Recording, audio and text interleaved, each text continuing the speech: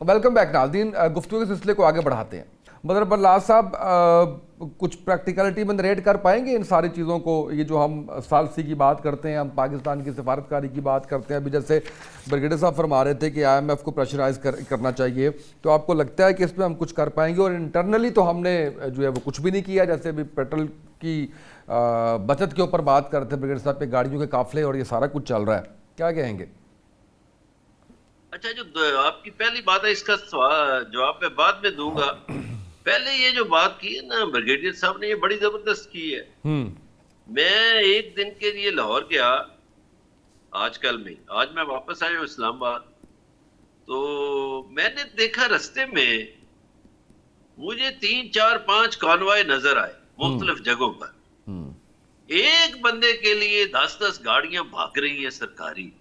यार को खुदा का खौफ करे, कोई खुदा का खौफ करे और कोई शर्म भी करे। लोगों को आप किफायतशारी के दर्श देते हैं और अपनी हालत ये है कि एक एक बंदे के साथ 10 10 गाड़ियां भाग रही हैं। मैंने हम्म। अपनी आंखों से 4 5 कॉन्वॉय देखे हैं। मैं कैसे मान जाऊं जब मैंने खुद देख ली है? और ये वो लोग हैं जो जिनकी 1985 से पहले इनका पता तो करें ये क्या करते थे। हम्म। किसी का बाप साइकिलों को पंक्चर लगाता था, कोई कांजी बेचता था, कोई साइकिल पे देसी घी बेचता था, कोई कुछ करता था। मैं कहता हूं मेहनत करनी चाहिए, मेहनत में कोई हर्ज नहीं। लेकिन मौला अली अलैहिस्सलाम का एक फरमान भी याद रखें कि दौलत के अंबार जहां कहीं नजर आए समझ लो कहीं ना कहीं गड़बड़ हुई है। मुझे आप बताएं कि मियां शरीफ के बाकी भाई भी तो हैं, उनकी औलादें कहाँ हैं, उनकी जायदादें किधर हैं? हम्म। वो डायरेक्टली इनको दे गया सारा कुछ। वो सईदा अब्दा हुसैन सियासतदान है, इनके साथ हुकूमतों में नहीं है, उसकी किताब पढ़े। वो हम्म। कहती है कि हमारा ट्यूबवेल जब भी खराब होता था तो मिस्त्री शरीफ को बुलाते थे मेरे वालिद साहब। हम्म। अब मुझे बताएं, एक ही घर में अगर ब्रिगेडियर गजनफर कहें कि मेरे वालिद साहब ये करते थे और सैयद जफर हुसैन कहें कि मेरे वालिद साहब ये करते थे, तो हम्म। दोनों का बयान एक होना चाहिए ना। अब एक भाई कहता है मेरा वालिद तो बड़ा बेचारा मजदूर आदमी था, और दूसरा भाई कहता है कि मेरा वालिद तो लैंडलॉर्ड था। पता नहीं भैया हम किसका सच माने? किसी लड़की का सच माने, लड़के का सच माने, एक भाई का माने, दूसरे का माने, किसका माने? और जो हकायक हैं वो तो सबके सामने है कि ये किधर रहते थे और क्या करते थे। और वो पुरानी वीडियोस भी लोग देखते हैं कि चटनी से रोटी खाते थे। अब आप देखें इस वक्त जो हालत है, मैं IPPs पे बात करूंगा लेकिन हालत पहले सुन ले। सिंध में एक सिस्टम चलता है, उसका नाम सिस्टम रखा हुआ है, जिसमें से करप्शन के तहत रुपयों की बोरियां जाती हैं, पता नहीं किस सिस्टम में जाती हैं और काम होते हैं, और हम्म। ठेके ये वो खाए जाते हैं। पंजाब की आप हालत हालत देख, मैं बाकी काम ही छोड़ देता हूं।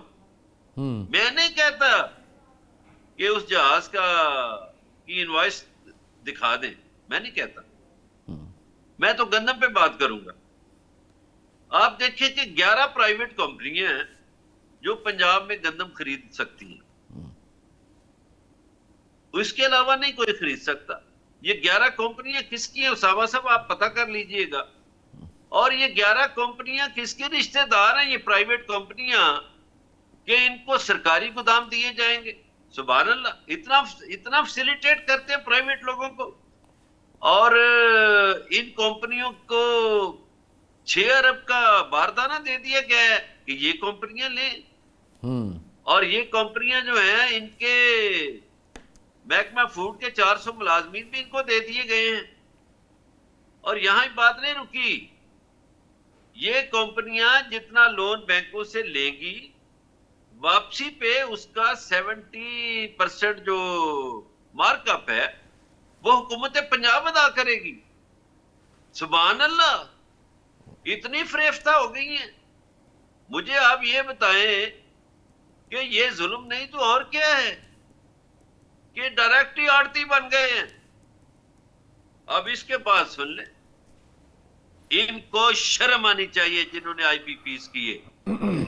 मैं समझता हूं, मैं इनको मुहिब वतन नहीं कहता, मेरी बातों को बेशक लोग माइंड करते करें, मैं इनको मुल्क दुश्मन समझता हूं। जिन्होंने ये मुआहदे किए मैं उनको मुल्क दुश्मन कहता हूं। इन्होंने मेरे मुल्क को लूटा। ये डॉलरों में कैपेसिटी पेमेंट लेते हैं, मुझे बताए बिजली आए ना आए इनको पेमेंट हो जाए। और ये जो एलएनजी का मुआहदा खैर से किया था मेरे कायद मियां मोहम्मद नवाज शरीफ ने, आप एलएनजी आपको मिले ना मिले, एक तो महंगा मुआहदा हुआ, आपने 15 मिलियन देना है कतर को और 3 अरब डॉलर से ज्यादा आप दे चुके हैं। एलएनजी आए ना आए 15 मिलियन देना है हर महीने। यार ये लोग ये मुल्क के वफादार थे, ये किसके वफादार थे, ये कैसे मुआहदे करते थे। फिर मैं शमशाद अहमद खान की अगर बातें इधर दोहराना शुरू कर दूं ना, वो जो साबिक सेक्रेटरी खारजा हैं, तो आपका प्रोग्राम खत्म हो जाएगा कि ये क्या कुछ करते रहे खिलवाड़। और पाकिस्तान में हर काम इन्हें बाद में याद आता है। जब वो जमात अली शाह डैम बनाने दे रहा था, वो पानी का इंचार्ज बना फिरता था, मैं उस वक्त भी इनकी तवज्जो दिलवाता था अपनी हुकूमतों की। ये हाथ पे हाथ रखे बैठे रहे। उन्होंने बगलियार डैम बना लिया, उन्होंने किशन गंगा बना लिया, उन्होंने बहुत से डैम बना लिए और हमें याद ही नहीं आया कि सिंतास मुआहदा भी है। बाद में याद आया। 15-20 साल पहले मैं ब्रिगेडियर साहब के महकमे के कुछ लोगों को कहता था, ओ भाई आपके बलूचिस्तान में सबसे ज्यादा काम खराब कर रहा है यूएई। तो मुझे वो कहते नहीं वो तो हमारा ब्रादर इस्लामी मुल्क है। और मैं कहता नहीं ओए, ये वो दुश्मन है हमारा, वो खिलवाड़ कर रहा है। अब इनको समझ आई। उस वक्त मुझे कहते थे आप कैसे कहते हैं, मैं कहता था दुबई एक नाले पर है, आपका ग्वादर जो है वो डीप सी है, वो नहीं चाहते ग्वादर कामयाब हो। और फिर मैं इन्हें कहता था कि आप लोग, आपका धारा है, आप चेक करें कि 22,000 मुलाजमीन को जो बलूचिस्तान हुकूमत के हैं उन्हें रेजिडेंशियल वीजा दुबई ने किस बुनियाद पर दिया हुआ है। तो अब दुनिया को समझ आई कि इसराइल, भारत और यूएई का एक इत्तेहाद है। ये इत्तेहाद उस वक्त भी था। लेकिन पाकिस्तान में आप सच बोलेंगे तो आपको कहा जाएगा यार ये उल्टी सीधी बातें करता है। मेरा मुल्क है, मुझे दुख है, मेरी धरती को लूटा है। अगर एक सनवे में ब्लैक टिकट बेचता था तो दूसरा बर्फ के ब्लॉक बेचता था ब्लैक। ये 60s में इन्होंने कारखाना लिया हुआ था ठेके पे बर्फ का। यार हमने ब्लैकियों को ऊपर बिठा दिया। ये कोई कौम है? ये क्या मजाक है? वोट किसी को देते हैं, चांद तारा किसी का निकल आता है। ये अजीब काम है। ये जो पॉलिटिकल बात की है ना ब्रिगेडियर साहब ने, बिल्कुल सही सर। मैं जरा ब्रिगेडियर साहब की तरफ से जी, जाली लोगों से नहीं आता। बिल्कुल सही। एक आखिरी बात कर लेने दें जी। एक इशारा किया सुप्रीम कोर्ट ने 3-4 दिन पहले फॉर्म 47 के हवाले से और फॉर्म 45 के हवाले से। उस फैसले को अपना लें। इनके पल्ले कुछ नहीं है। ये जो इस वक्त चोर ठग बैठे हुए हैं, मैं ये जितनी सफारतकारी हुई है ना, इसका सारा क्रेडिट फील्ड मार्शल को देता हूं। उसने किया, इन्होंने नहीं किया कुछ भी। बिल्कुल ये तो ऐसे ही भाई टाइयां ऐसे लगा के फिरते हैं जैसे ये पैदा ही लंदन में हुए हैं। Right sir. देखे सूट पे इससे बुरा वक्त क्या आया हुआ कि अतात तारड़ भी सूट पहनता है। सुभान अल्लाह। Right sir. मैं सर वापस आता हूँ आपकी तरफ। अतात तारड़ साहब को तो वो जो उन्होंने वो उसको बुलाया है IBS अखर के, उसको उसके ऊपर बड़ी जो है वो दाद मिल रही है। ब्रिगेडियर साहब, मैं थोड़ा सा जानना चाह रहा हूँ कि भारतीय बॉर्डर्स के ऊपर भी थोड़ी सी टेंशन की बात सुन रहे हैं, कुछ अफगानिस्तान के हवाले से भी जो है वो जंगबंदी नहीं हो सकी, तो इस हवाले से बताइए।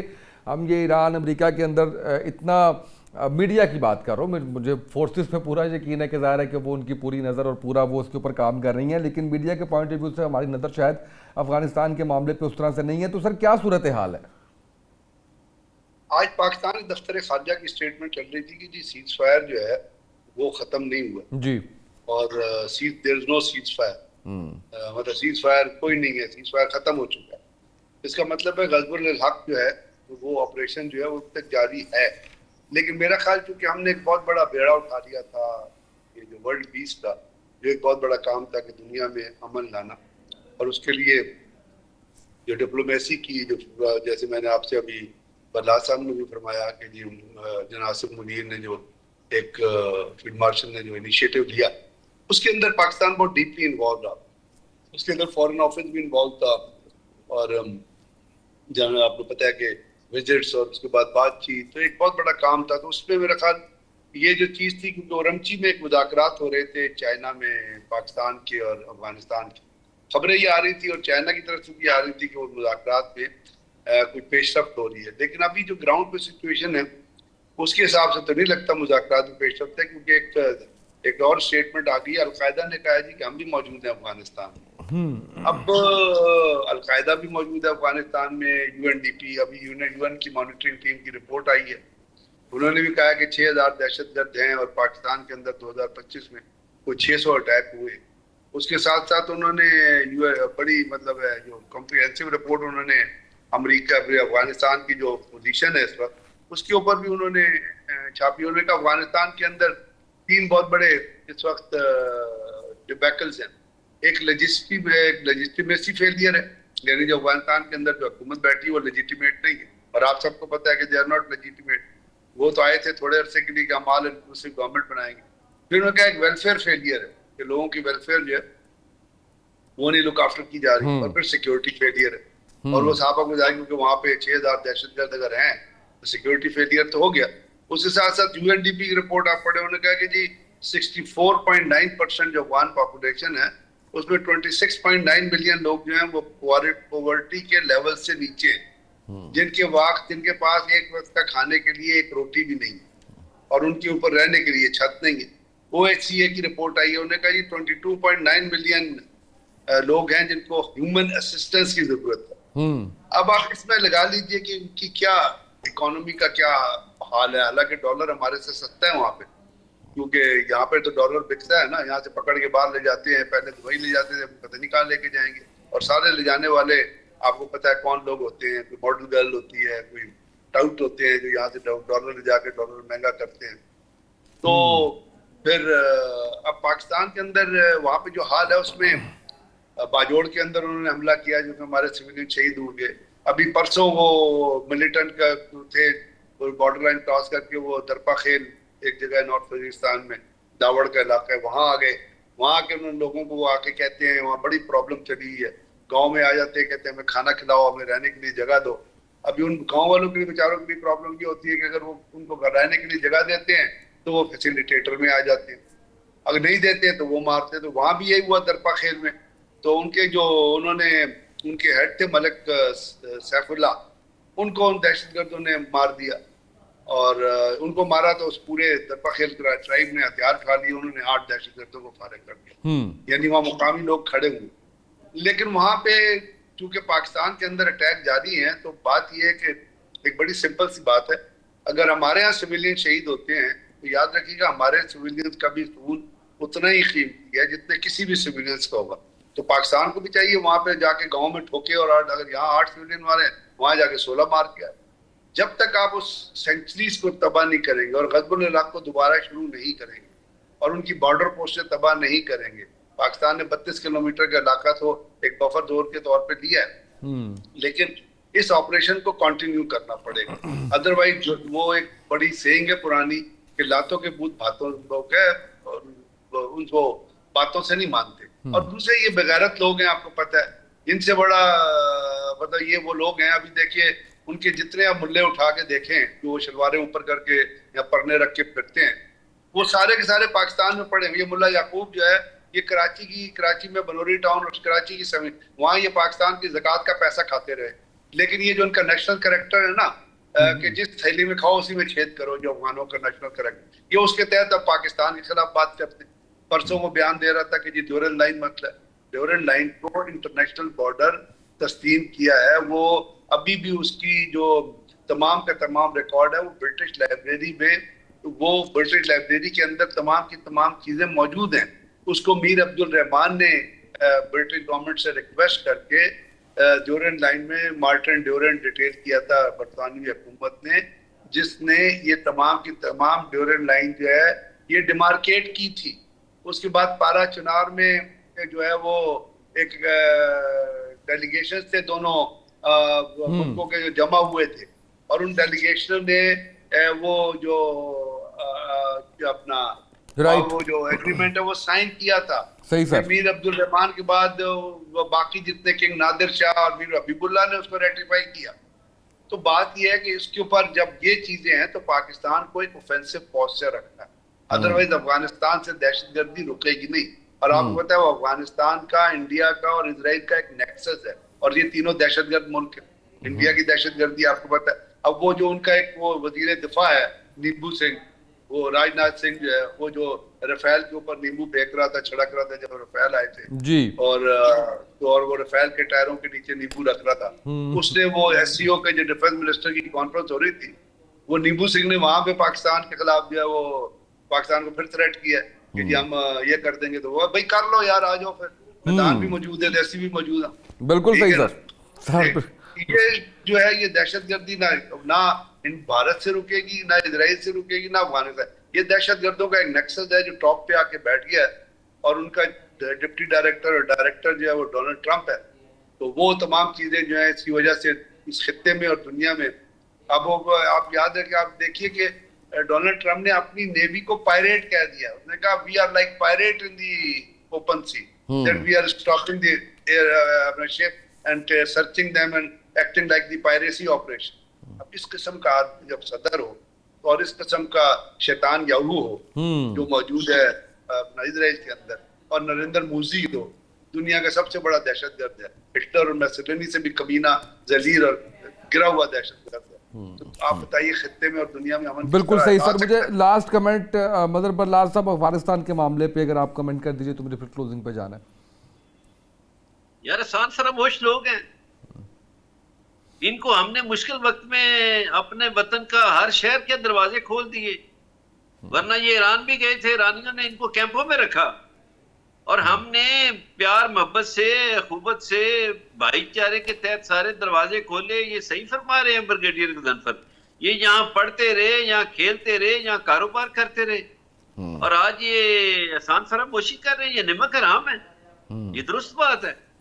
मैं इनको कभी ये नहीं समझता कि ये कोई आसान याद रखने वाले, ये आसान फरामोश लोग हैं, और ये पाकिस्तान से दुश्मनी का खेल खेलते रहे हैं। पाकिस्तान में दहशतगर्दी वहीं से होती रही है, ये दहशतगर्द पालते रहे हैं, इसमें कौन सी कोई ऐसी बात है। देखिए पाकिस्तान हमारा वतन है, हमें सबसे ज्यादा अजीज है, और ईमान का हिस्सा भी है वतन से मोहब्बत। तो उसमें अफगानिस्तान हो, इंडिया हो, कोई इसराइल हो, कोई भी हो, जो हमारे मुल्क की तरफ देखेगा हम उसके साथ लड़ेंगे। क्यों नहीं लड़ेंगे जी? बिल्कुल सही। हमने को चूड़ियां पहन रखी हैं, पिछले 6, 7, 8 वर्षों में देखो 2 दफा हमने इंडिया को हराया है। 2019 में पहले हराया हमने, जब इनका पायलट आया, बड़े हमला करने आए थे ये लोग, और फिर पिछले साल भी इनको नाको चने चबवाए हमने। लेकिन एक बात मैं करूंगा कि चीन वाले बड़े सियाने लोग हैं, अपना असला उन्होंने पहले पाक इंडिया जंग में टेस्ट किया, अब उन्होंने ईरान अमेरिका जंग में टेस्ट किया, पास हो गए हैं चीनी, और उन्होंने बता दिया कि हमारी टेक्नोलॉजी का मुकाबला आप लोगों के पास नहीं है। बिल्कुल सही, बिल्कुल सही सर। क्लोजिंग पे जाना है मुझे सर, जगहों में टेस्ट करते हैं। राइट सर, मुझे क्लोजिंग पे जाना है। मदर बरलाल साहब आपका बहुत शुक्रिया, ब्रिगेडियर गजनफर साहब आपका बहुत शुक्रिया। नाज़रीन आज के प्रोग्राम से इतना ही, इजाज़त दीजिए, अल्लाह हाफिज़।